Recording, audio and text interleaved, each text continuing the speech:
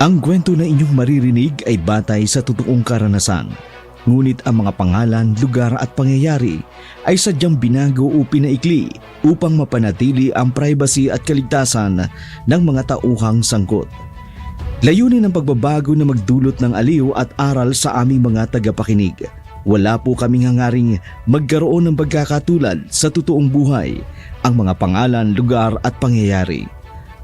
At ang anumang pagkakatulad ay hindi sinasadya.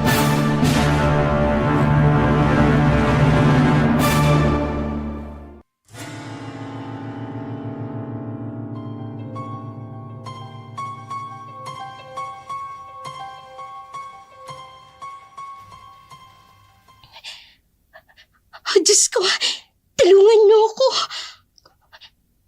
Sino yan? Parang ito yung napanaginipan ko noon. Mag-isa lang ako sa bahay. Tapos may naloob sa bahay. Oh, Diyos ko, huwag niyo pong pababayaan ang inyong lingkod. Proteksyonan mo ako, Diyos ko. Pinubuksan niya ang pintuan. Anong gagawin ko? Mag-isa lang ako rito. Kung hihingi naman ako ng saklolo, walang makakarinig. Magkakalayo ang mga kapitbahay ni Aling Tinting. Sino ka? Anong kailangan mo sa akin? Wag! Kung ano man ang masama mong binabalak, huwag mong ituloy. Madre ako, lingkod ng Diyos. Pakiusap, lumayo ka!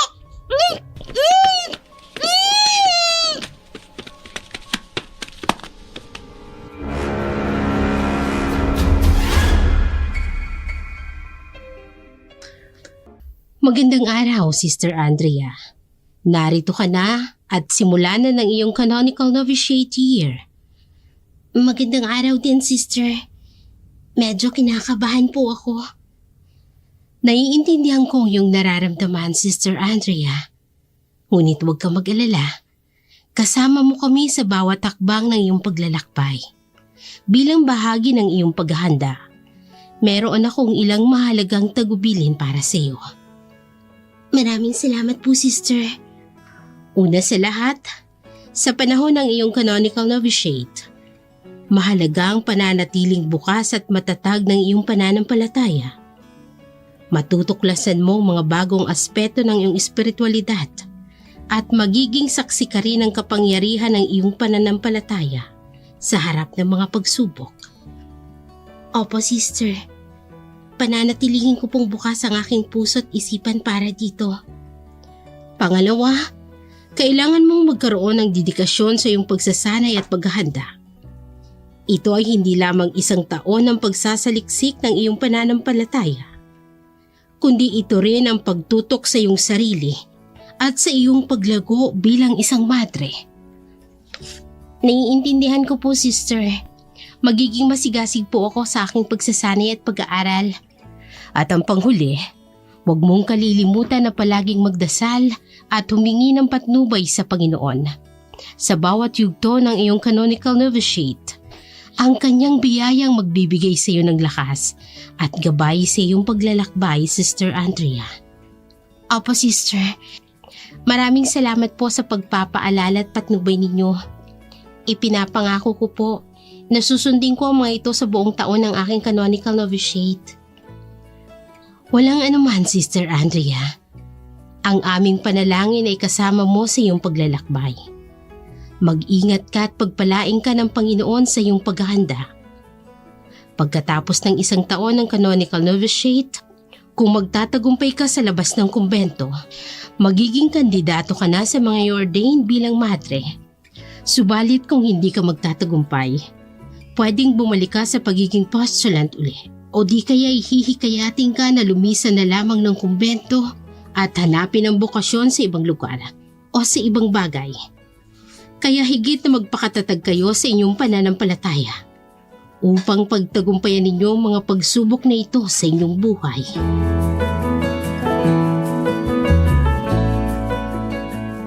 Pansamantalang nilisan ni Sister Andrea ang kumbento, kung saan gugugulin niya na ang yugto ng kanyang canonical novitiate o canonical novitiate year. Pagkatapos ng 1 taong postulancy, ito ang yugto kung saan inilalaan ng postulant o ang kandidato bilang madre ang buhay nila sa kumbento. Si Sister Andrea ay nasa canonical novitiate, 1 taon ng masusing pagsasanay at paghahanda bago ang organisasyon. Ang canonical novitiate ay ang panahon ng masusing espiritual na paglalakbay at pagsasanay. Sa panahong ito, dito siya makararanas ng matinding pagsubok ng pananampalataya laban sa kapangyarihan ng dilim.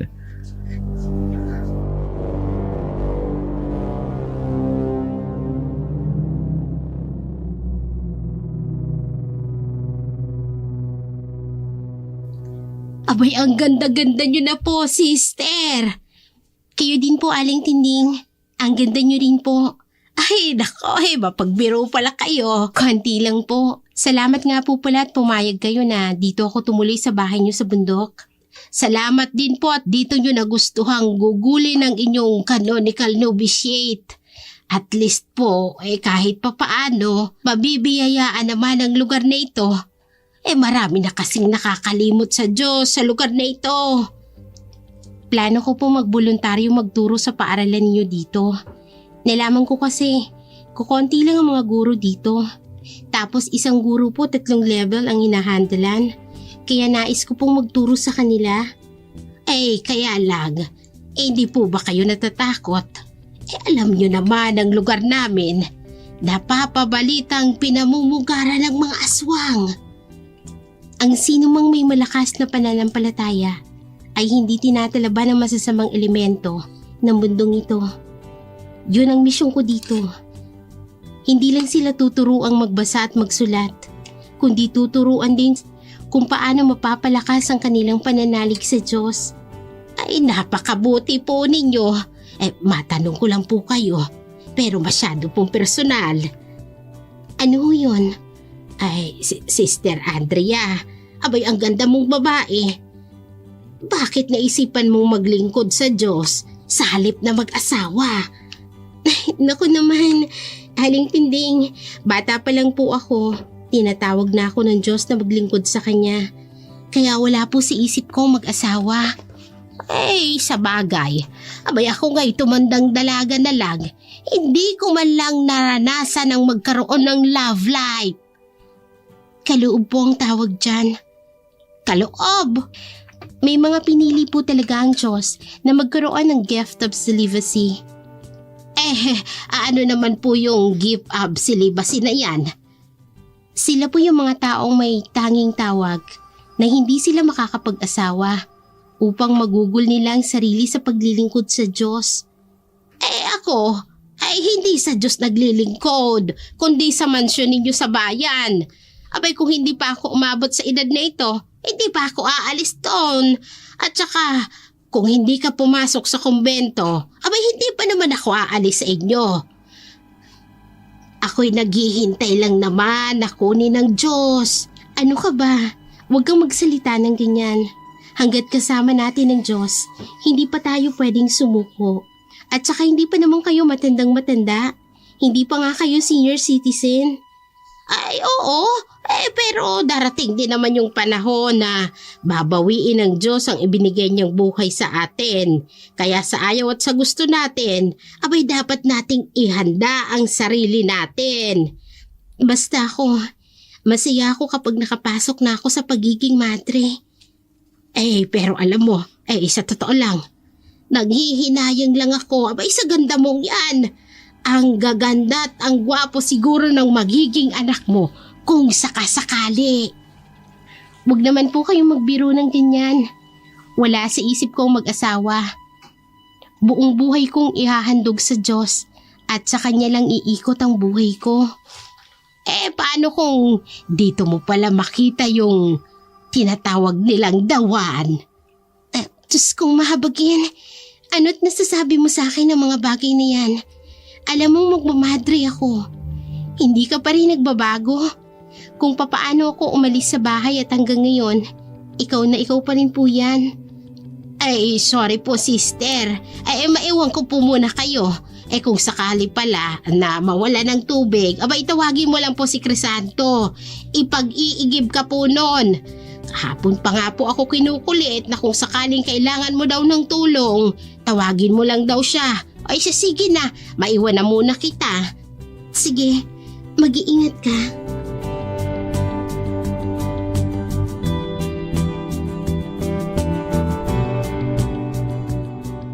Masaya si Andrea sa kanyang desisyon na ipagkaloob sa Panginoon ang kanyang sarili. Parang wala na siyang ibang maihiling pa. Dahil nakikita niya ang sarili bilang isang madre. Punong-puno ng kagalakan ang kanyang puso sa paglilingkod sa Diyos. Wala sa hinagap niya ang magkaroon ng asawa at pamilya. Ang tanging nakakapagpaligaya lamang sa kanya ay ang gawain ng kanyang paglilingkod habang nabubuhay sa mundo.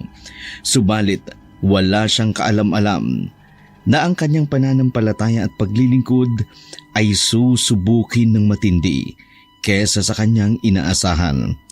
Isang lalaking may matinding pagnanasa sa kanya noong hindi pa ito pumapasok ng kumbento ang susubok sa kanyang paglilingkod. Nang malaman ni Crisanto na lumabas ito ng kumbento, sinundan niya ang babae kung saan man ito naruroon para paglingkuran ang babaeng magmamadre.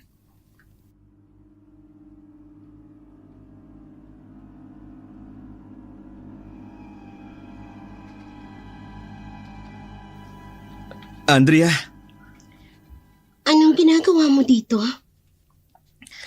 Nang malaman kong lumabas ka ng kumbento, nagboluntaryo akong mag-mission din sa lugar na to. Agad akong umakyat sa bundok na to para sundan ka. Bakit mo naman ako susundan? Delikado kasi ang lugar na to. Mahirap na. Baka kung ano pang mangyari sa'yo dito, kailangan mo nang makakasama. Salamat sa pagmamalasakit mo. Pero, Alam ko kung saan ako lulugar. salamat. Kumusta ka na nga pala? Eto, binata pa rin. Bakit naman? Sinabi ko naman sa'yo noon, di ba? Pakiusap. Huwag na nating balikan ang mga bagay na kailanman ay hindi na maaaring balikan. Kung iniisip mo na kaya ako lumabas ng kumbento para mag-quit sa pagmamadre, nagkakamali ka. Parte ng aming pag-aaral bilang madre ang canonical novitiate. 1 taon ng pagsubok sa labas. Pwede ba akong humiling? Ano yun? Pwede ba sa 1 taon na yun? Hayaan mong samahan kita sa iyong landasin. Sasamahan kita bilang kaibigan, bilang katulong. Pangako, hindi kita guguluhin. Hindi kita kukulitin. Alam ko naman pagkatapos ng 1 taon, tuluyan ang hindi kita makakasama at tuluyan na akong mawawala ng pag-asa. Crisanto, Please, kahit man lang dito sa bundok, kung kinakailangan magboluntaryo din ako ng libreng magtuturo sa mga bata, gagawin ko rin. pero Crisanto, Please, bilang isang kaibigan, kahit man lang sana dun pagbigyan mo ko. Alam ko naman, talong-talo ako sa karibal ko sa'yo. Diyos ang karibal ko, hindi ko kaya yun. Pero sana sa pagkakataong ito, huwag mo sanang ipagkait sa akin. Pakiusap.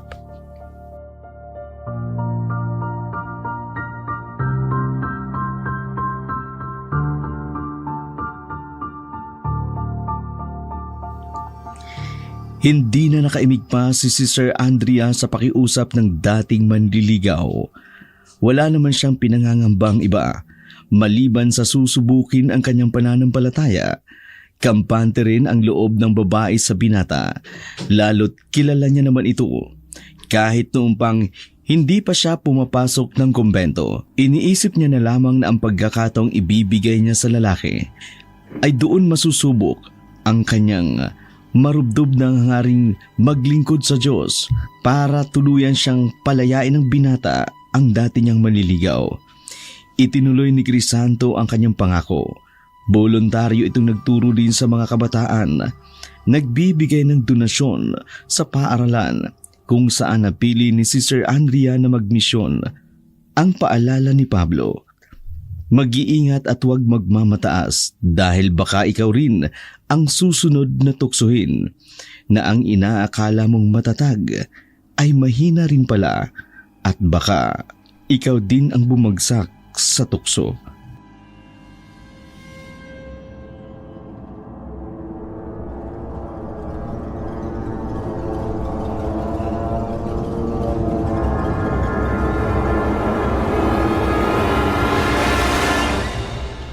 Bakit parang mag-isa lang ako sa silid nito? Bakit hindi ko rin maigalaw ang aking katawan? Nakahiga lang ako dito sa kama. Ano nangyayari sa akin? Aling Tinding! Aling Tinding, nandyan ba kayo? Tulungan niyo ako! Hindi ko maigalaw ang katawan ko. Hindi ko alam kung bakit. Aling Tinding! Bakit parang hindi niya ako naririnig? Alam kong nasa labas lang siya ng silid ko. Lalakasan ko pa ang boses ko. Baka hindi niya lang naririnig ang tawag ko. Aling Tinding! Tulungan niyo ako! Oh! Sino ka? Bakit ka nakapasok rito? Sino ka? Huwag kang lalapit! Sumpain ka ng Diyos! Huwag mong gawin ang anumang masamang pinabalak mo sa akin! Huwag! Huwag! Huwag! Andrea! Crisanto! Ang sama yata ng panaginip mo. Napayakap siya sa akin. Buti na lang ginising mo ako. Ngayon na naman lang ako na naginip ng ganito. Sobrang nakakatakot. Iginapos-sawang pa ako at kamay. Tapos gusto niya akong gasain. Namukhaan mo bang nasa panaginip mo? Hindi. Sa panaginip ko, lubhang nakakatakot ang kanyang itsura. Salamat sa Panginoon at nagising ako sa matinding bangungot na yun sa akin kanina. Sobra talaga akong kinabahan. Salamat. Salamat, Panginoon. Isang panaginip lang pala yun. Napakasama ng aking napanaginipan. Magdadasal na lang ako para sa kapayapaan ng aking puso't isipan. Psychologically, ang panaginip kapag ginagahasa ka, maaring nagpapahiwatig ito na meron kang nararamdamang takot o kaya pangamba o kaya kawalan ng kontrol ng isang tao. Maaring may kaugnayan ito sa mga personal nating buhay o sa pinagdadaanan mo. Wala ka bang nararamdamang stress, anxiety o trauma? Spiritually, nagpapahayag ito ng matinding pakikibaka sa mga pisikal at espiritual na puwersa ng kasamaan. Maaaring ito itawag mula sa Diyos upang magpakatatag at lumaban sa mga tukso at pagsubok. Kaya kailangan kong magpakatatag. Kailangang mapanatiling busilak ang aking puso hanggang sa makabalik ako ng kumbento. Kailangan.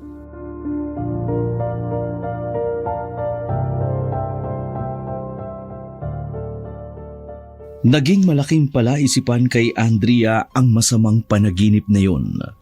Tanging alam niya lang na may matinding pagsubok siyang pagdadaanan sa paglilingkod sa Diyos at yun ang kailangan niyang paghandaan. Subalit kahit lingkod siya ng Diyos, hindi pa rin maitatago ang katotohanang meron din siyang likas ng isang taong normal na natutukso rin sa maraming bagay. Samantala, hindi rin lingid sa kaalaman ni Tinding ang mga nangyayari. Kaya kahit na sobrang nagagandahan ito kay Andrea at nangihinayang sa magiging lahi niya o magiging pamilya niya, pinaalalahanan niya ang madre na mag-iingat sa lalaking si Crisanto.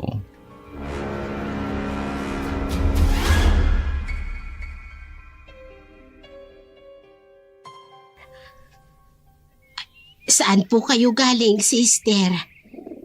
Sa kabilang sityo. Hindi na kasi nakapunta ang mga bata sa eskwelahan nila. Malakas kasi ang ulan kagabi, kaya masyadong mataas ang tubig sa ilog. Hindi na kaya ng mga bata, Kaya kami na lang ang pumunta. Kami? Ni Crisanto, sister. Oo. Bakit? May masama ba? Wala po. Kaya lang napapansin ko lang kasi, parang wala na kayong ilangan ni Crisanto. Parang kampanting-kampante na kayo na lagi siyang kasama. Mabait naman si Crisanto. Nararamdaman ko naman na hindi siya gagawa ng hindi maganda laban sa akin. Pero dati mo siyang manliligaw. Ano bang ibig mong palabasin, Aling Tinding? Sister Andrea, pasensya na kung parang nangingialam ako. Kung noon nanghihinayang ako sa ganda niyong babae, na masasayang lang sana yung lahi mo. Pero nung nakita ko yung dedikasyon mo sa paglilingkod sa Diyos, gusto ko lang po sana kayong paalalahanan, sister. Napapansin ko po kasi parang lumalagkit ang titigan nyo ni Crisanto. Kung hindi nga kayo nakasuot ng abito, malamang mapagkakamalan kayong magkasintahan. Santissima Madre de Diyos, Aling Tinding. Opo, sister. Yun po ang nakikita ko sa inyong dalawa. Nag-aalala din po ako sa inyo. At saka, ayoko rin pong isipin ni Doña Beatriz na pinapabayaan ko kayo rito. Kayo pa rin naman yung magandang dalagitang inalagaan ko sa mansyon. Kaya naroon ang pagmamalasakit ko po sa inyo. Ipanatag mo ang loob mo. Buo ang loob kong sa Diyos ako maglilingkod. Hindi ako mag-aasawa. Kung si Crisanto ang iniisip mo, nag-usap na kami sa bagay na yan. Malinis ang hangarin niya sa akin. Hinahayaan ko siya sa gusto niya. Nasamahan ako habang hindi pa ako nakakabalik ng kumbento. Pero pagkatapos nun, kapag nakabalik na ako ng kumbento, tuluyan niya nang tatanggapin ang katotohanan na hindi ako karapat-dapat para sa kanya. Pero paano kung dumating ang araw na mahulog na ang loob niyo sa kanya? Ano? Hindi man lang ba kayo naaakit sa katawan niya? Yung muscles niya, ang gandang tingnan. Parang sobrang lakas at makapangyarihan ng hatid niya. Napaka-impressive po. At saka yung mga veins niya, grabe. Ang sexy naman talaga, sister. Parang nagdadala ng excitement at saka adrenaline kapag nakikita ko yon. Kumbaga, sabi nga nila, makalaglag, kilabutan ka nga. Huwag mong hayaang kasangkapanin ka ng masama para pagpantasya ng isang lalaki. Pero kung nagkataong dalaga ako na ang manliligaw sa kanya. Nasa kanya na kasi yung katangian ng lalaking pinagpapantasyahan ko. Sayang nga lang, nahuli siya ng dating Parating pa lang siya, paalis na ako. Aling Tinding, tsaka nung isang araw, naabutan ko kayo. Nakayakap kayo sa kanya nung dumating ako sa silid nyo. Hindi na ako tumuloy kasi nahiya na ako. Pambihira ka. Sister, ang bunganga nyo, baka kung anong masambit nyo. Diyos mio. Nako, namula kayo, sister. Aling Tinding, pakiusap. Hindi na ako ang dalagitang binubuli-buli mo noon. Ayokong haluan ang karumihan ng misyon na ginagawa ko ngayon. Hamo, sasabihin ko kay Crisanto ang lahat ng sinabi mo. Maging ang paghanga mo sa kanyang kakisigan. Nako, wag na ho. Pues, tigilan mo ko sa katutokso sa akin sa kanya. Alam mo bang pinarurusahan ng Diyos ang sino mang humahadlang sa kanyang kalooban? Bahagyang natakot si Tinding sa mga sinabi ng madre. Bigla tuloy itong napalunok ng laway. Tuluyan namang pumasok ng silid ang madring seryoso ang mukha na tila naisiksik na sa isip nito ang mga pagdidescribe ni Tinding kay Crisanto. Samantala, hiyang-hiya naman ang naramdaman ni Tinding. Hindi niya rin lubos maisip kung bakit niya nasabi ang mga bagay na yon sa madre. Nagmistuhula siyang instrumento ng panunukso sa babae. Isang araw, magkasama sina Crisanto at Andrea tumungo sa isang lugar ng isa sa mga estudyante niyang kanilang tinuturuan. May sakit daw ito at hindi nakakapasok ng eskwela. Katatapos lang umulan ng malakas noon, kaya maputik ang kanilang daraanan.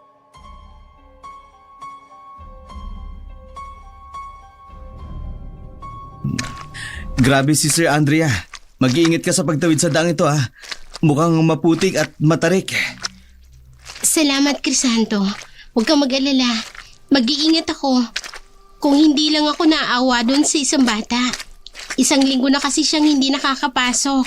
Nagkasakit daw, sabi nung kaklase. Masaya ka talaga sa ginagawa mo, no? Kaya kung saan ka masaya, susuportahan kita. Salamat sa pag-unawa mo.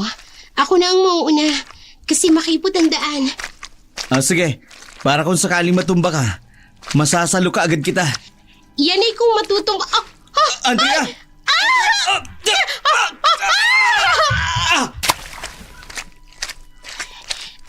Ano ba itong nararamdaman ko? Bakit parang nakuryente ang katawan ko sa katawan niya? Para akong nanghina bigla.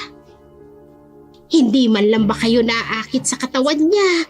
Yung muscles niya, ang gandang tingnan. Parang sobrang lakas at kapangyarihan ng atid niya. Napaka-impressive. At saka yung mga veins niya, ay grabe. Ang sexing tignan. Parang nagdadala ng excitement at adrenaline kapag nakikita ko yon. Kumbaga, sabi nga ay makalaglag. Diyos ko, tama nga ang sinabi ni Aling Tinding. Ang gwapo niya nga. Oh, Panginoon, ano bang nangyayari sa akin? Bakit iniinitan ang katawan ko? Sister. Pasensya na. Wala yun. Hindi mo dapat ihingi ng pasensya yun. Aksidente ang nangyari. Ang bilis mo. Nasalumo ko kaagad. Maraming salamat. Walang anuman. Hindi ko kayo pababayaan. Okay ka lang ba? Oo, okay lang ako. Tara, tuloy na tayo. Sige, Aalalahin kita. salamat. Ang ganda niya talaga. Kung hindi lang siya maglilingkod sa Diyos, hindi ko talaga siya titigilan sa panliligaw. Naramdaman niya rin kaya ang naramdaman kong tila kuryenteng naramdaman ko kanina. Nag-init rin kaya ang katawan niya.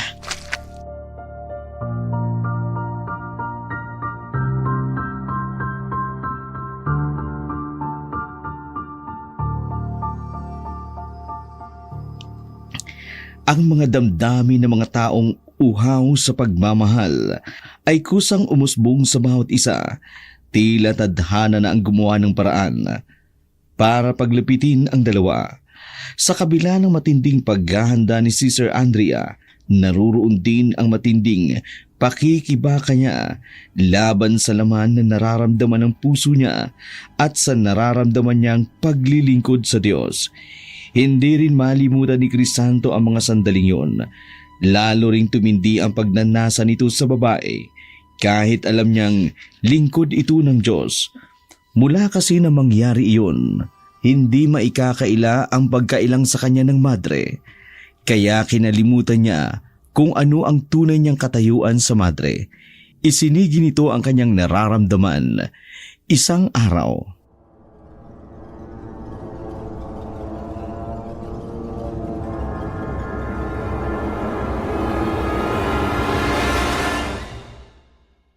Crisanto, bakit mo ko binibigyan ng bulaklak? bilang tanda ng aking marubdob na nga rin sa'yo.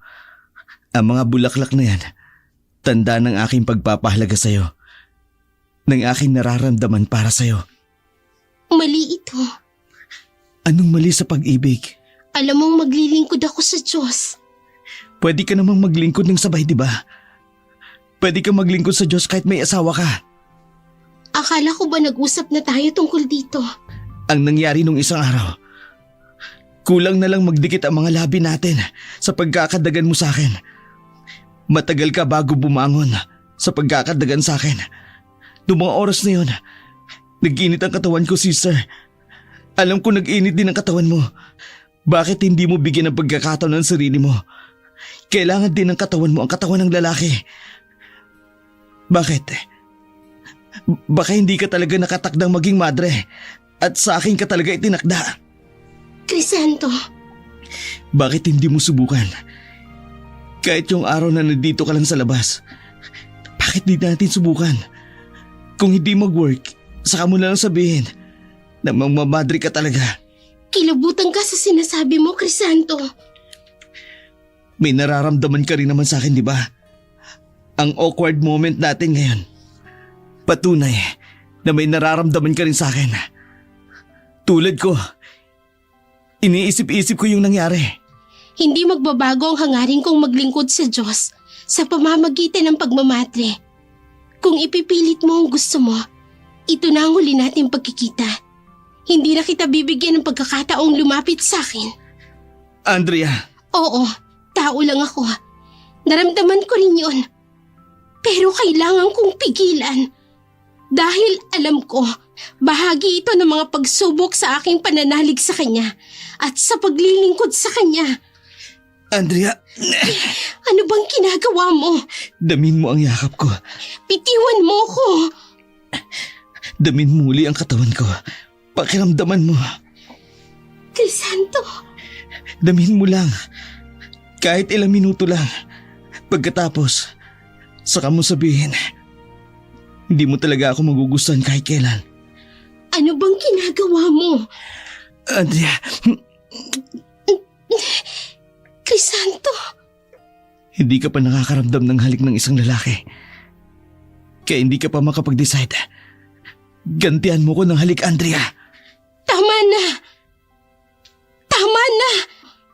Isa kang malaking tukso. Umalis ka na. Layuan mo na ako at huwag kang magpapakita sa akin. Layuan mo na ako!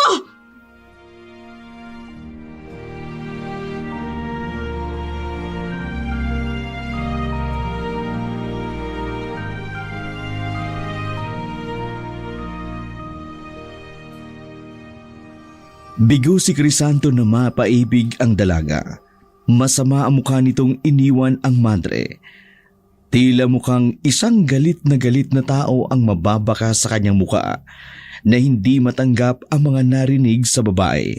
Samantala, parang diring-diri sa sarili ang madreng si Andrea.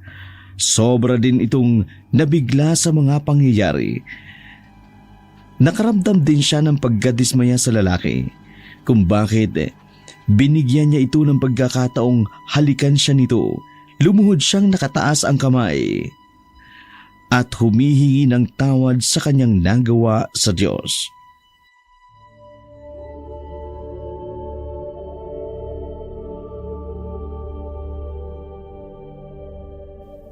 O Diyos naming mahabagin.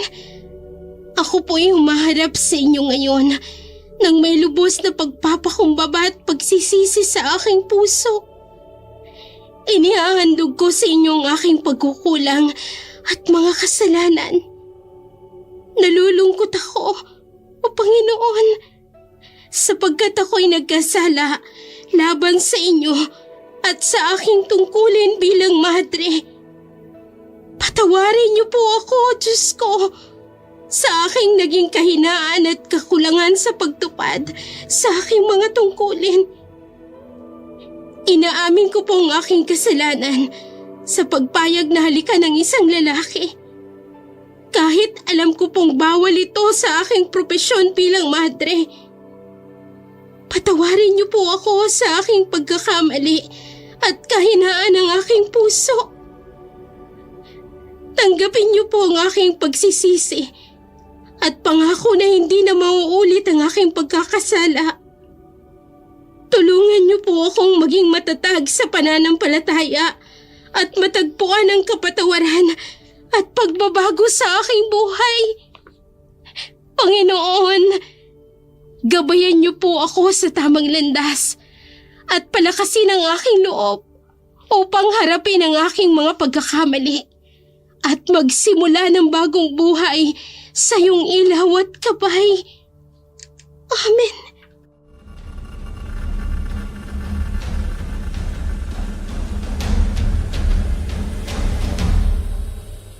Hindi matanggap ni Crisanto ang kabiguang sinapit sa dalaga.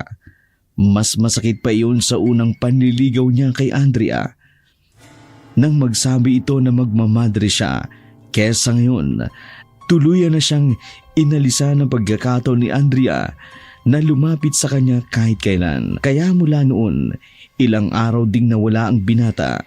Labis namang ipinagtaka ni Tinding sa di malamang dahilan.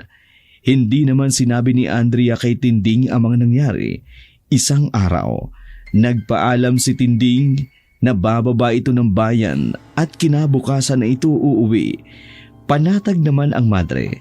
Wala rin naman itong takot na mag-isa sa kubo na yun. Kinagabihan, mag-isa siya sa kanyang tinutuluyang bahay. Nang makarinig siya ng kaluskus, bigla siyang nakaramdam ng takot at napausal ng dasal.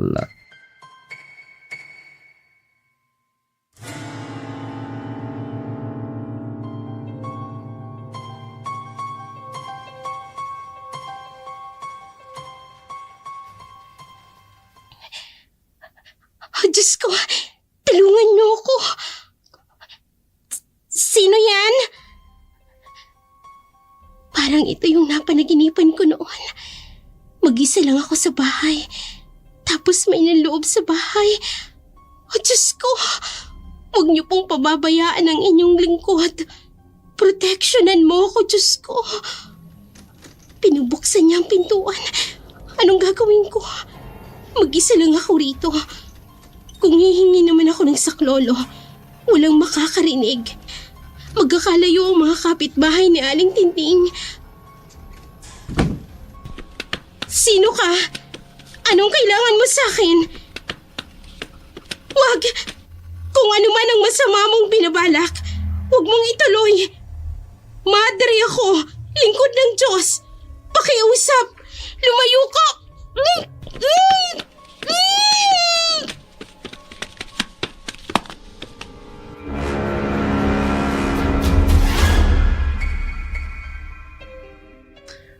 Biglang nagdilim ang paningin ni Sister Andrea dahil sa ipinaamoy sa kanya ng lalaking hindi niya nakikilala.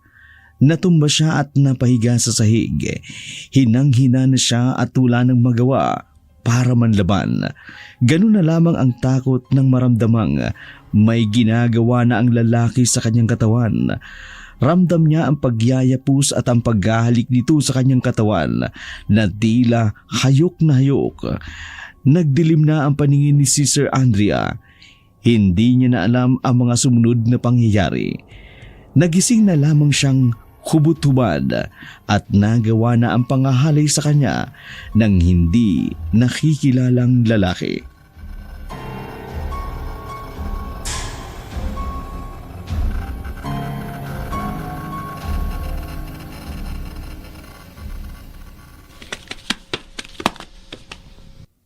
Anong nangyari sa'yo? Ay, bakit ka nagkaganyan, sister?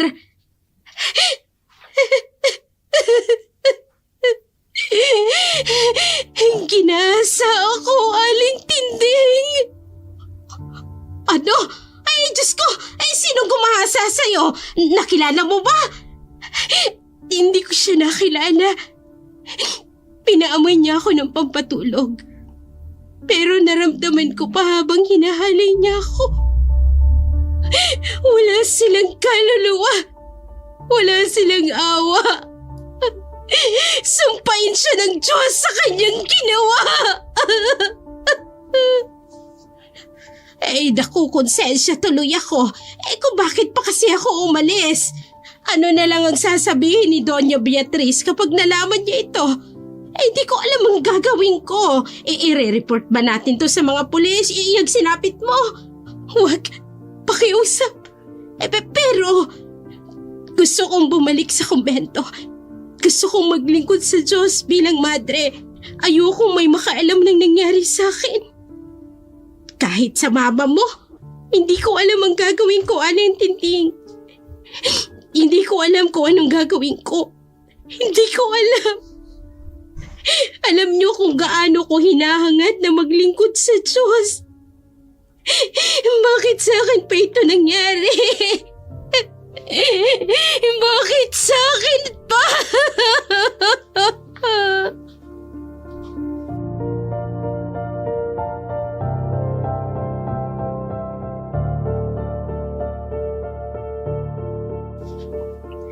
Hindi malaman ni Andrea ang kanyang gagawin. Alam niyang hindi papayag ang kanyang ina sa mga nangyari. Ito ang nag-motivate sa kanya noong bata pa siya na magmadre siya. Kaya ito rin ang unang-unang masasaktan sa sinapit ng dalaga.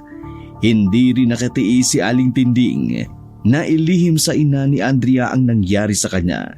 Isang araw, bigla na lamang itong pumunta sa kanyang tinutuluyan upang kausapin siya. 2 buwan na noon ang kanyang tiyan. Nang masabi ni Tinding kay Beatrice ang nangyari kay Andrea, nagbunga ang ginawa ng hindi nakikilalang lalaki sa kanya. Frustrated naman si Andrea ng mga araw na yun. Hindi niya lubos maisip kung bakit sinapit niya ang bagay na iyon. Sa buong buhay niya, wala siyang ibang hangad kundi ang makapaglingkod sa Diyos bilang madre. Kaya ganoon na lamang ang panlulumong hindi na matutupad ang pagmamadre niya dahil sa kanyang sinapit.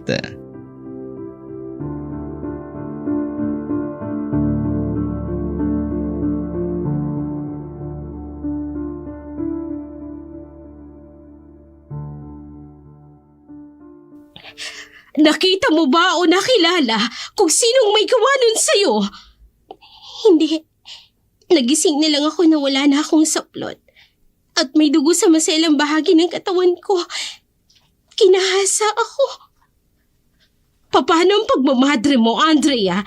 Kayong hindi ka na berhen. Paano kung magbunga ang ginawa ng lalaking yun sa'yo? Ipapalaglag ko ang bata. Pero alam mong kasalanan ang pumatay, Andrea. Hindi kakayanin ng konsensya mong maglingkod sa Diyos habang may bata kang pinatay na wala man lang kamalay-malay. Anong gusto mong gawin ko, Mama? Malaman ng mga tao na nabuntis ako nang wala man lang ama. Gusto kong magmadre. Kung gusto mo pa rin magmadre, hindi ako tututol. Pero buhayin mo ang anak mo. Hindi ko kayang makita ang batang ito. Bunga ito ng pagkakamali. Pero walang kasalanan ng bata. Huwag mo siyang idamay sa nangyari sa iyo, Andrea. Matakot ka sa Diyos na sinasamba mo.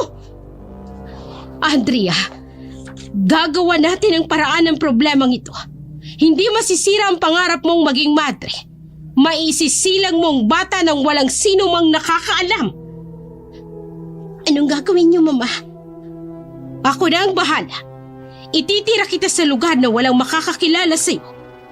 Ayokong malaman sa kumbento ang nangyari sa akin, Mama. Huwag kayong magre-report sa mga pulis. Hindi kami magre-report. Pero hindi rin ako titigil hanggat hindi nagbabayad ang may gawa sa'yo nito. Magbabayad siya ng mahal sa kanyang ginawa. Magbabayad siya! Dahil sa pangarap din ni Doña Beatriz na maging madre ang kanyang anak, ginawa nila ang lahat ng paraan para maitago ang nangyari kay Andrea. Maging ang mga tuuhan nito at katulong sa mansyon ay walang nakakaalam na nagbuntis nga si Andrea. Maliban na lamang kay Tinding, hindi na rin pa nakita ni Andrea si Crisanto ng mga araw na yon. Nawala na rin siya ng balita tungkol dito. Lumipas pa nga ang ilang buwan, dumating na ang araw na kanyang pagsilang. Isang sanggol na lalaki ang isinilang nito. Si Tinding ang nakasaksi ng pagsilang ni Andrea ng bunga ng panggagahasa sa kanya. Ang inaasahan ng mga taong nakapaligid sa kanya ay magbabagos ang pananaw ni Andrea kapag naisilang niya ang kanyang anak. Subalit taliwas sa inaasahan, lalo pang namuhi si Andrea sa kanyang anak. Eto na ang anak mo, Andrea. Ilayo mo sa akin ang batang yan. Andrea, abay anak mo ito. Nakikiusap ako. Ilayo mo sa akin ang batang yan. Dahil nagdidilim ang paningin ko. Anong gusto mong gawin ko sa batang ito?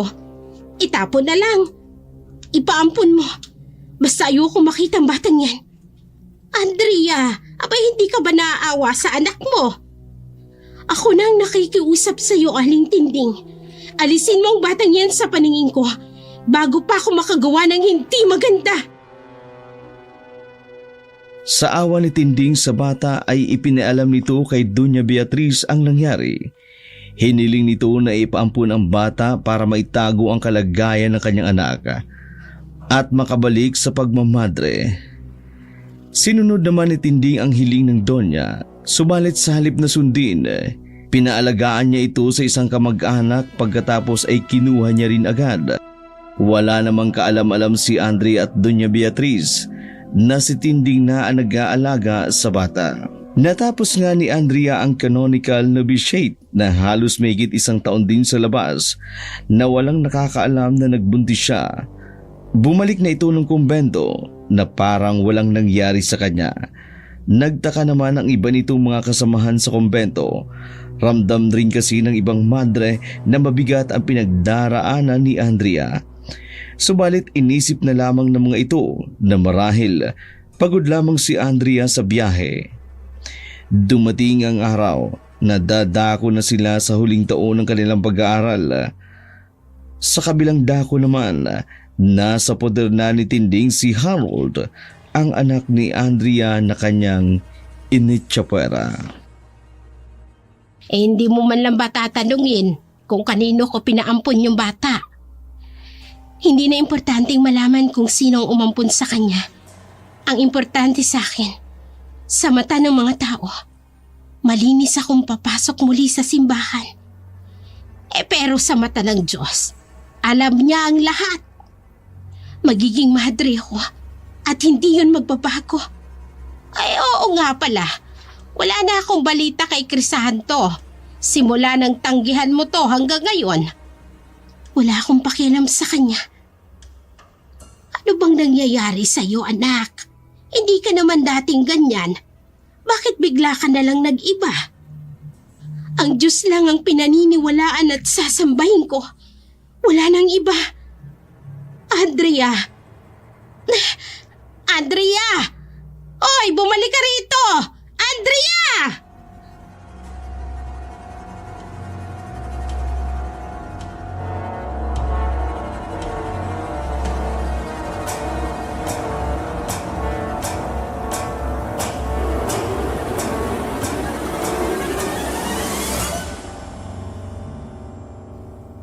Ang pananatili ninyong busilak at walang dungis sa kabila ng matinding hamon at pagsubok ng pananampalataya.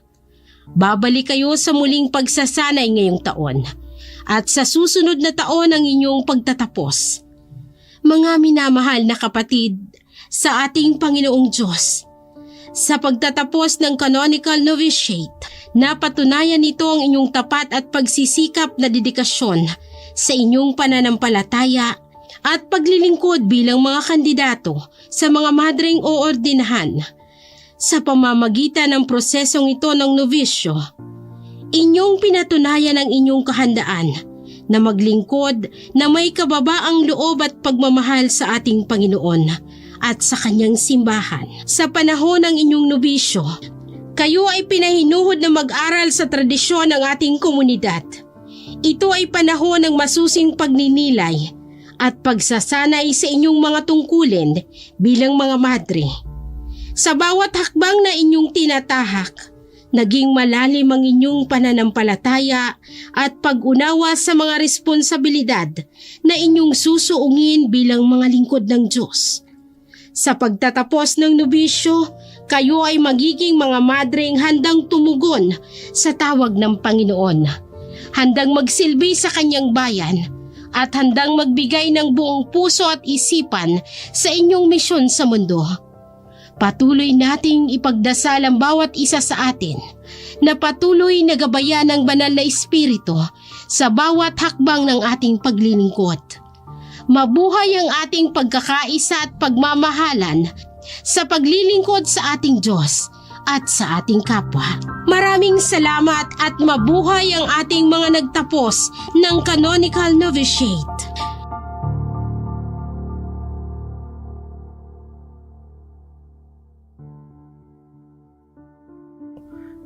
Nakabalik na nga si Andrea sa kumbento pagkatapos maisilang ang bata.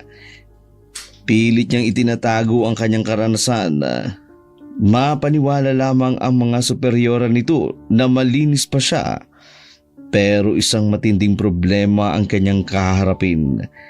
Dahil hindi lang pala panggagahasa ang ginawa sa kanya ng rapist, kundi hinawaan ito ng pagiging aswang. Kaya kahit nasa kumbento si Andrea, inatake ito ng pagiging aswang. Kanina pa ako hindi makatulog. Nakatulog na halos lahat ng kasamahan kong madre. Ano itong nangyayari sa akin? Bakit parang nakakaramdam ako ng matinding gutom? Kumain naman ako kanina. Bahala na, pupunta ako sa kusina. Hindi ko talaga mapigilan ang sarili ko. Noong buntis ako sa labas, hindi ko naman nararanasan ito. Ano bang nangyayari sa akin? Di na mamalayan ni Andrea, nasa freezer na siya ng kumbento kung saan nakalagay ang mga karning lulutuin kinabukasan.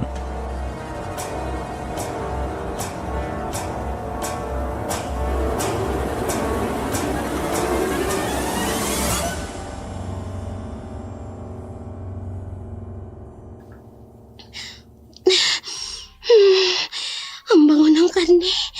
Hindi ko na talaga matiis. Parang gusto ko nang kumain ngayon. Habang walang nakakakita sa akin, kakainin ko ito. Bakit hindi pagkain ang pinananabikan ko? Bakit sa karning hilaw ako natatakam? Anong nangyayari sa akin? Oh, Diyos ko!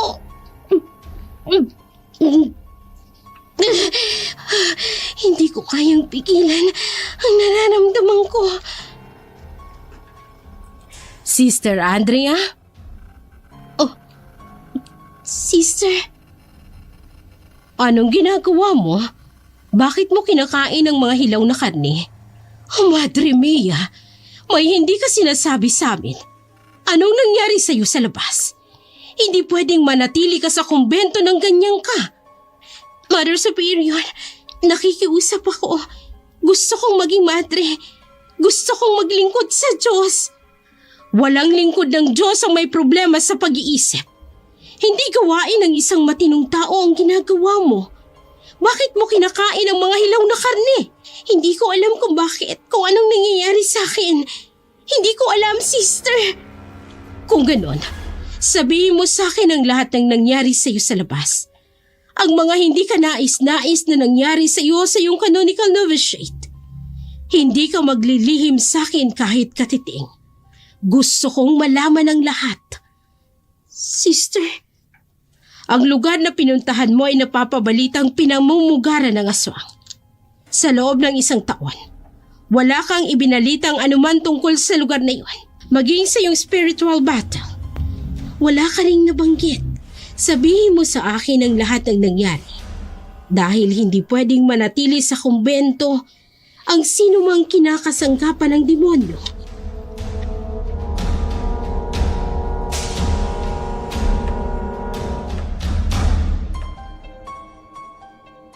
Natuklasan ng isang madre ang ginagawa ni Andrea, kaya mula noon, pinasubaybayan na siya ng Mother Superiora hanggang sa mapatunayan nilang may pagkaaswang nga ang isa sa mga madre nila. Dahil doon, nagdulot ito ng sobrang kahihiyan kay Andrea. Dahil sa pangyayari yun, pinalabas siya ng kumbento. Pero pinili ng kumbento wag nang palabasin ang sinapit ni Andrea. Palabasin na lamang na hindi nito kinaya ang training sa loob ng kumbento para mapangalagaan ang pangalan at pagkakakilanlan ni Andrea.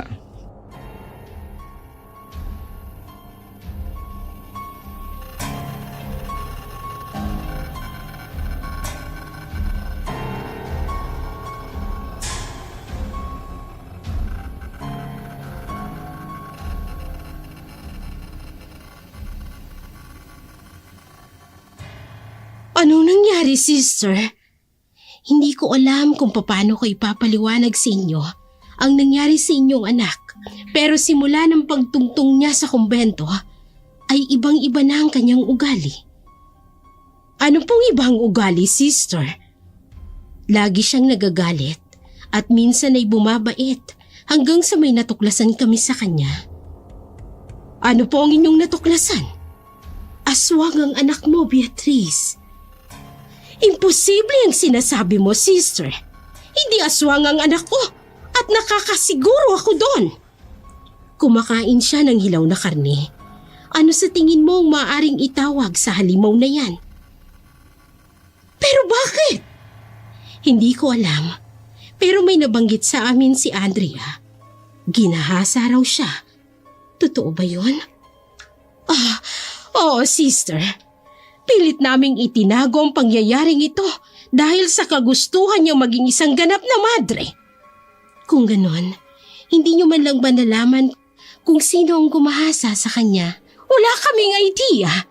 Pero ang pinaghihinalaan ko ay walang iba, kundi ang dati niyang manliligaw na si Crisanto. Panginoon! Bakit, sister? Kilala mo ba siya?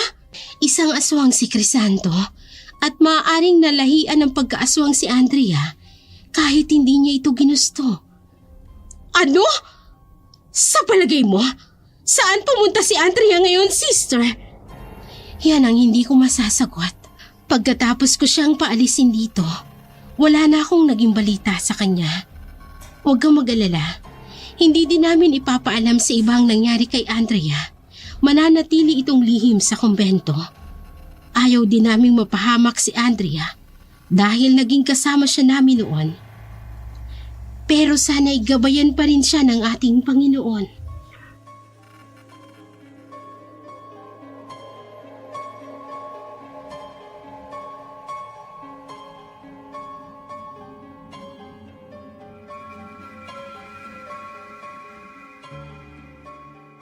Matinding depresyon ang sinapit ni Andrea sa nangyari. Hindi niya lubos maisip na malalahian siya ng pagiging aswang. Tuluyan nang naglaho ang kanyang hangaring maglingkod sa Diyos bilang isang madre dahil pinalabas na siya ng kumbento sa takot sa magiging epekto nito sa komunidad.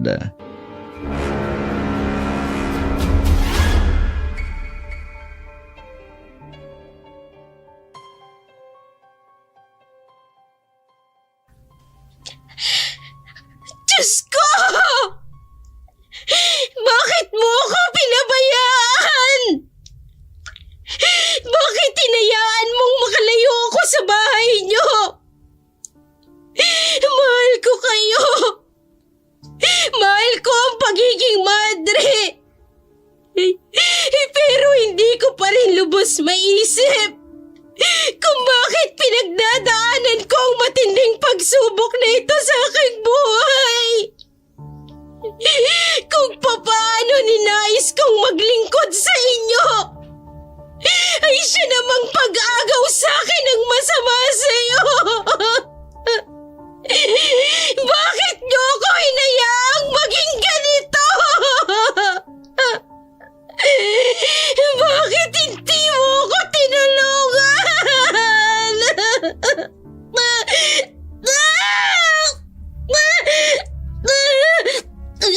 Anong nangyayari sa akin? Bakit nag-iibang anyo ko?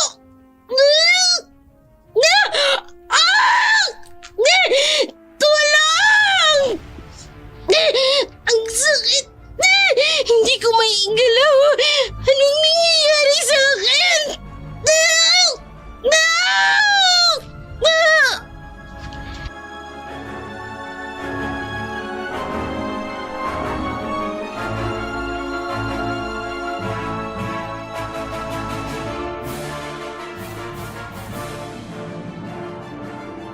Makalipas ang 10 taon, naging ganap ng aswang si Andrea. Naging front niya ang pagiging missionary na madre. Kunyari ay tutulong ito sa mga bata. Kaya maraming bata ang aliw na aliw sa kanya dahil ang buong akala ng mga ito ay totoo ngang madre si Andrea. Pero ang totoo, front niya lang ang pagiging madre para hindi mahalata ng mga tao na nanginginain siya ng mga lamang loob ng mga bata. Hindi na rin mapigilan ni Andrea ang kanyang kalagayan, ang pagiging aswang. Nangupahan ito ng isang lumang bahay sa liblib na lugar at nambibiktima ito ng mga bata malayo sa kanyang inuupahan para hindi malata ang kanyang pambibiktima. Tuwing umaga, nakikisimpatya siya sa mga biktima ng aswang para maitago ang kanyang ginagawa.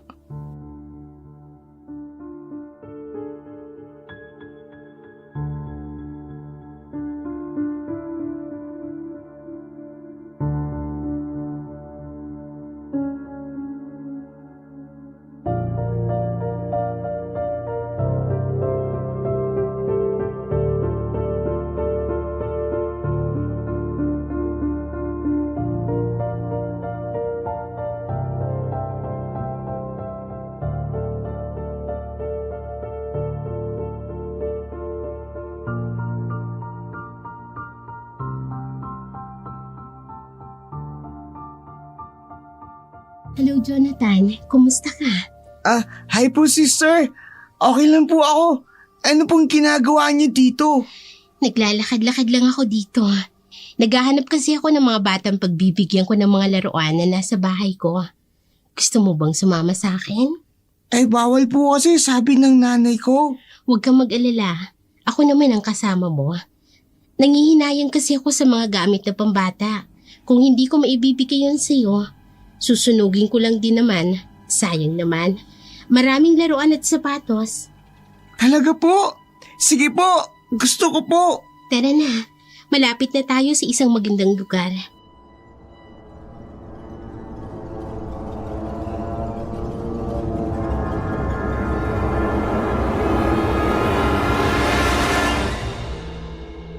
Walang kaalam-alam ang bata sa tunay na pagkatao ng babaeng nagyaya sa kanya na isa itong aswang na nagnanais makakain ng mga oras na yun. Ang kasuotang habito ay prank lamang ni Andrea para mabiktima ang mga batang kinakain niya at para hindi siya panghinalaan ng mga tao na gumagawa siya ng malagim sa kanyang kinaroroonan. Pagsapit ng kabilugan ng buwan, nagbagong anyo si Andrea. Naging isa itong ganap na aswang at ang kanyang mga biktima ay mga bata. Naging marahas si Andrea, hindi niya nakilala ang sarili niya.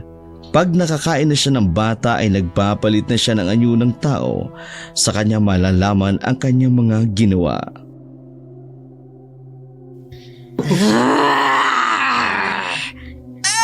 Tulong! Tulungan niyo ako! Monster! Help me! Help me!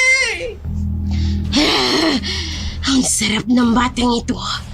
Malaman-laman. Ang sarap kainin. Naglalaway tuloy ako sa mga bata. Gusto ko silang kainin. Anong nangyayari sa akin? Hindi na ako to. Hindi ko na makontrol ang pagiging asong ko. Ang bata. Ang bata. Kinain ko siya ng walang kalaban-laban. Ayoko nito. Naging mas hayop si Andrea sa tuwing nakakakita siya ng mga bata at natatakam siyang kainin ang mga lamang loob nito. Lumayo siya sa lugar kung saan marami ang nakakakilala sa kanya. Hindi malaman ni Andrea ang kanyang gagawin. Palipat-lipat na lamang siya bilang isang mailap na madre. Pero ganun pa din ang kanyang ginagawa. Hanggang sa kumalat na nga ang balita tungkol sa pamamaslang ng isang aswang na madre sa mga bata at nalaman ito ni Doña Beatriz. Agad siyang pumunta kay Tinding at sinabi ang tunay na kalagayan ni Andrea.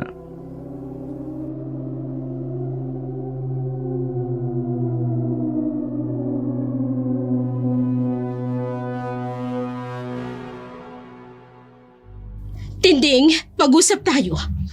Tinding, gumagala ang aswang sa lugar ninyo. Kaya ingatan mo ang apo ko. Huwag mong hahayaang maglalabas ng bahay si Jonathan. Ay, oo, Doña Beatriz. Ano po bang nangyayari?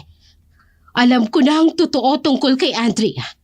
Nagpaimbestiga ako tungkol sa tunay na kalagayan ng anak ko. Si Crisanto palang gumahasa sa anak ko, Tinding. Ay, Diyos ko. At hindi lang yun. Nalaman ko rin na si Crisanto ay may lahing aswang. Hindi niya lang ginahasa ang anak ko. Hinawaan niya pa ng pagiging aswang niya. Kung hindi nang hina ang pananalig ng anak ko sa Diyos, hindi niya rin sana sasapitin ito. Ay, Diyos ko, ay kawawa naman ang alaga ko. Siya ang nambibiktima ng mga batang pinapatay. At ngayon, nasa lugar ninyo ng apo ko. Kaya mag-iingat kayo dito. Gagawa ako ng paraan para maagapan ko ang anak ko. Alam kong hindi pa uli ang lahat, Tinding. Makakawala pa siya sa sumpa ng pagiging aswang. Teka nga pala, nasaan nga pala ang apo ko? Ay, nandito lang yung kanina, Doña Beatriz. Ay, sandali lang at tatawagin ko. Jonathan! Jonathan, anak! Ay, nandito ang lola mo! Wala po si Jonathan. Kasama po nung madre. Ano? Ay, hindi ko alam, Doña Beatriz. Sundan natin ang apo ko. Baka kung anong gawin ni Andrea sa apo ko. Hindi niya pwedeng kainin ang apo ko, Tinding. Ay, hindi niya kasi alam na anak niya po si Jonathan. Ang mabuti pa, ikaw muna ang sumunod, Tinding. Ihingi lang ako ng tulong sa mga pulis. Kailangang maagapan ang apo ko. Kailangang mailigtas siya sa aswang niyang ina.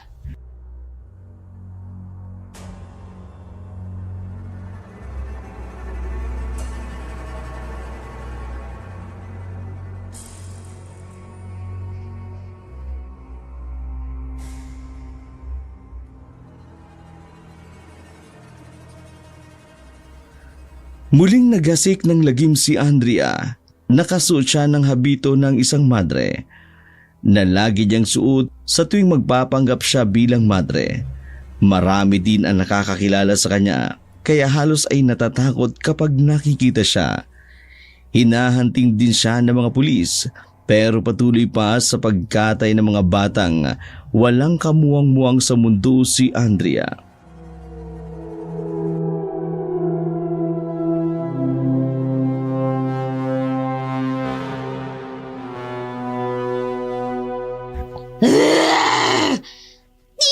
Maawa po kayo! Huwag po! Hindi ako kailanman maawa sa mga batang umiiyak. Yan ang gustong gusto ko sa mga bata. Mommy! Daddy!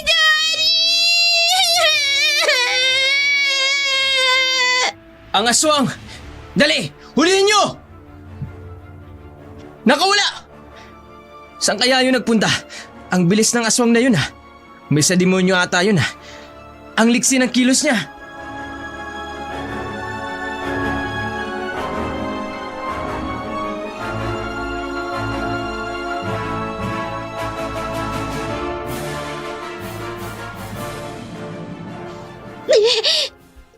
May tama ako. Diyos ko, hindi ko na alam ang gagawin ko. Tulungan mo ako. Babalik ako sa pananampalataya sa iyo. Ilayo niyo lamang ako sa sumpang ito. Hindi ko na kaya. Hindi ko na kayang pumatay ng batang walang kalaban-laban. Parang awan niyo na. Kunin niyo na ako. Pagod na ako, Diyos ko. Sister, ano pong nangyari sa inyo? Bakit po may dugo kayo?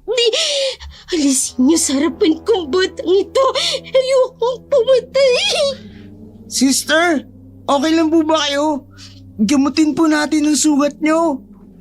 Walang kaalam-alam si Andrea na si Harold ang batang gustong tumulong sa kanya ang batang kanyang niyaya. Samantala, nangangamba naman sina Tinding at Beatrice matapos malamang sumama sa madre si Harold.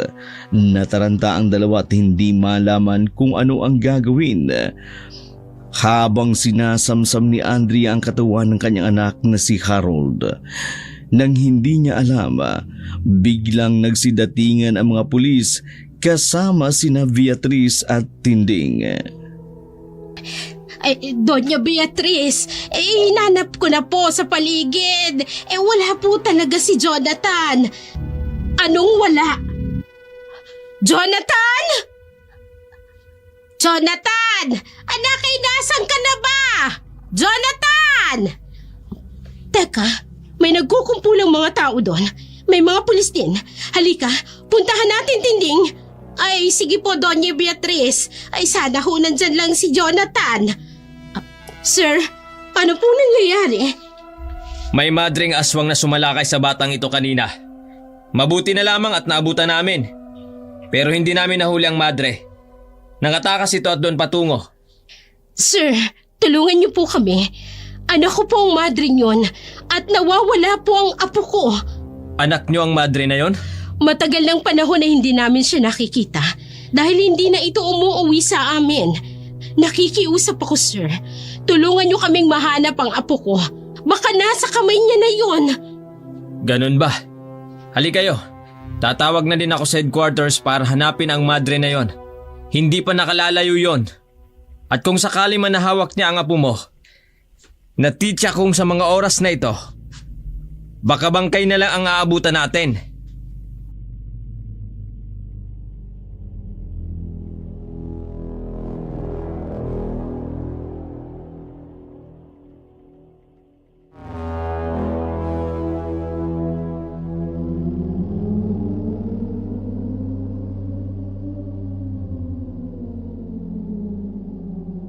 Bakit mo ako tinulungan? Hindi mo ko kilala. Sabi daw po kasi ng nanay ko, kapag may nangailangan ng tulong, dapat tulungan. Ang bait mong bata. Nasaan ang mga magulang mo? Si nanay lang po ang kasama ko sa bahay. Pero alam niyo po, kaninang umaga may dumating po sa bahay namin. Nagpakilala po, lola ko daw po siya. Sabi ni nanay, may isa pa daw po akong nanay. Di ba nakakatuwa? Ibig sabihin, inampung ka lang. Ganun po ba yung tawag doon? Kung ampun po ang tawag doon. Opo, yun po ang sasagot ko.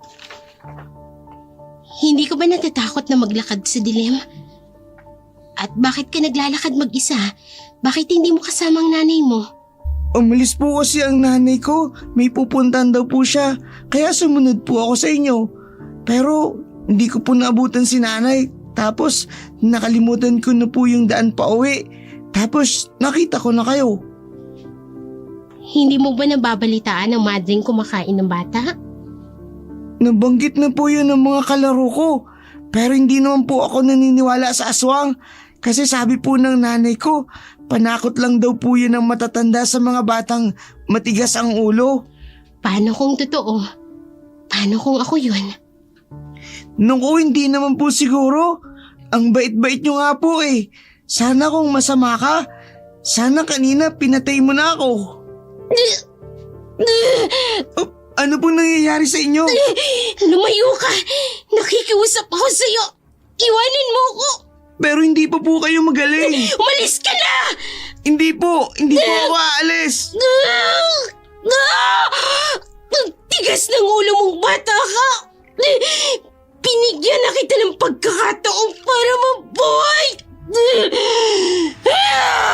Nanay! Narawi ka na po! Dapat lang yan sa mga batang matitigas ang ulo!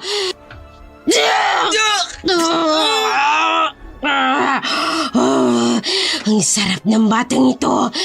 Nauuhaw na naman ako sa dugo!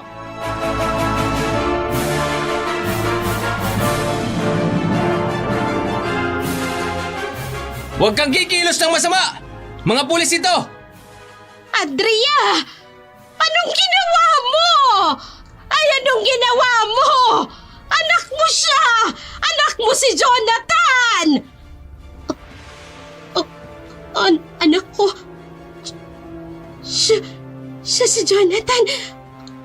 Ang anak ko! Anong nangyayari sa'yo, Andrea? Bakit ka nagkakaganyan? Ma! Pinatay ko ang anak ko! Hindi ko gusto mangyari to!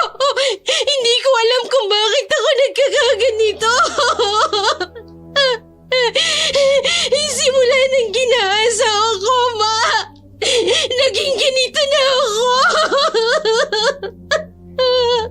Andrea, anak, sumuko ka na. Ang dami ng pulis na nakapalibot sa'yo. Nakikiusap ako. Ma!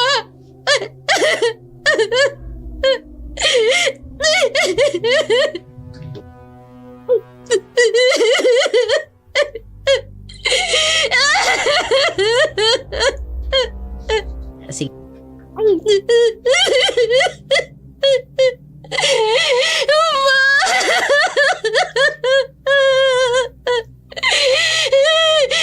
Napatay ko ang sarili kong anak! Jonathan, anak ko! Hindi ko alam! Hindi ko alam! Patawarin mo ko! Ang sama ko!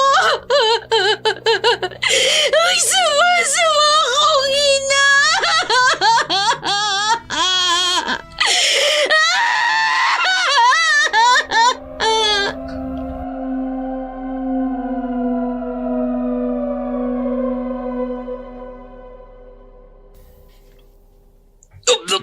Sir!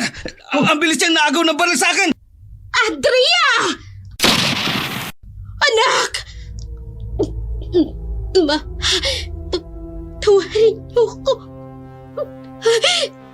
Ito lang ang naisip kong paraan para hindi ako makapanakit ng tao.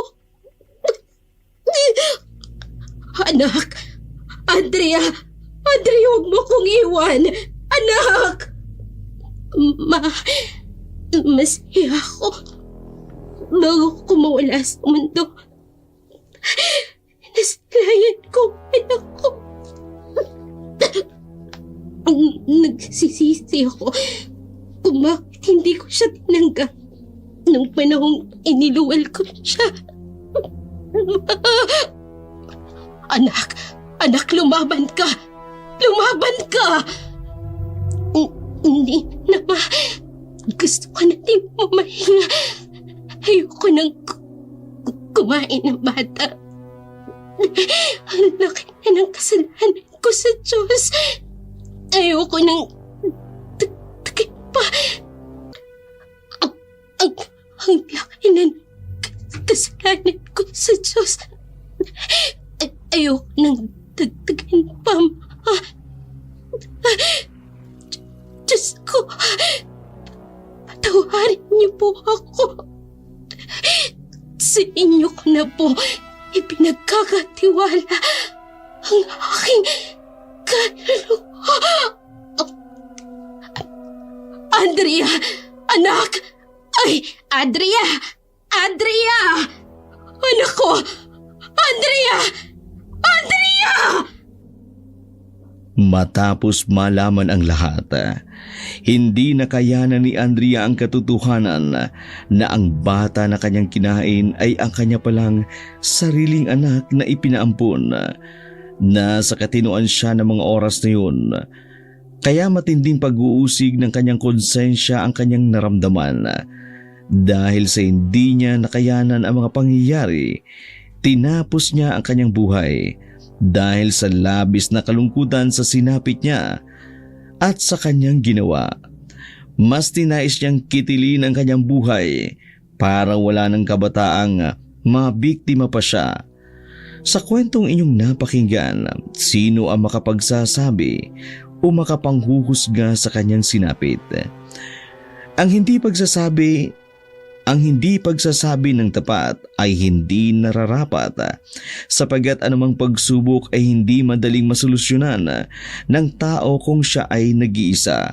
Marahil, kung maaga sanang nasabi ni Andrea ang totoo, tiyak na ang buong kumbento na kapwa niya lingkod ng Diyos ay katuwang niya sa pagdarasal para makawala siya sa sumpang sinapit. Pero sino tayo para sabihin ang dapat at hindi niya nararapat gawin kung tayo naman ang nasa kanyang kalagayan? Walang kasing sakit kung sa atin mangyayari ang sinapit ni Andrea.